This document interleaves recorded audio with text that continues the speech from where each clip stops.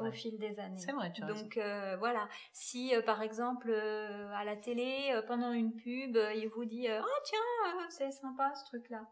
Alors là, tac, exactement. La petite ampoule au-dessus de la télé. Le truc, tiens, il a quelque chose qui éventuellement pourrait lui faire plaisir. Je note et d'ici 15 jours, on se fait le nouveau petit resto qui vient d'ouvrir, qui lui a donné envie.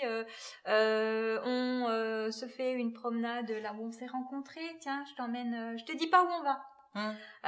On se fait. Il rentre. J'espère pour toi que c'est pas un resto qui a fermé. Parce que t'es mal. Cherche, allez, cherche. Ah là on peut trouver l'imagination, Stéphanie. Oui, c'est vrai. On retourne à l'endroit du resto qui a fermé, on met la table de pique-nique. C'est vrai, une nappe à carreaux devant l'entrée avec 2 bougies. Sur le trottoir, et c'est parti. C'est vrai que c'est kiffant ça faire ça. Maintenant, faut pas être timide. Faut pas être timide. Si Éléonore, elle est timide... Mais après, à domicile, il rentre tard le soir du travail, il arrive et tout est prêt, des petites bougies, une belle odeur de parfum dans la maison, c'est vrai.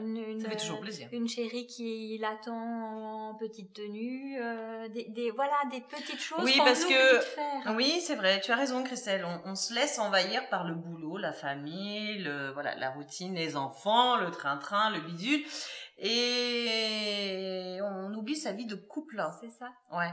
Et si Éléonore nous envoie cette question aujourd'hui, c'est parce qu'elle a osé. Mais il y en a plein d'autres qui pensent la même chose. Donc c'est pour tout et qui pensent la même chose de comment redonner du souffle à sa vie de couple, mais sa vie sexuelle aussi. Parce qu'au bout de 20 ans, en général, ça va avec. Ça va de pair.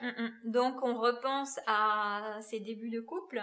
Qu'est-ce qui plaisait, qu'est-ce qui faisait envie, et on essaye peut-être de recréer des situations, cette atmosphère, et aussi de partager ça avec son conjoint en disant écoute, tu sais, là j'aurais envie qu'on revive des trucs un peu passionnés comme au début, et voilà. Il suffit, oui, je suis d'accord avec toi. Mais alors moi, mon mari, il me dit, je ne suis pas mariée, mais mon mari me dit, chérie, ce serait bien qu'on mette un peu de dynamisme dans notre couple.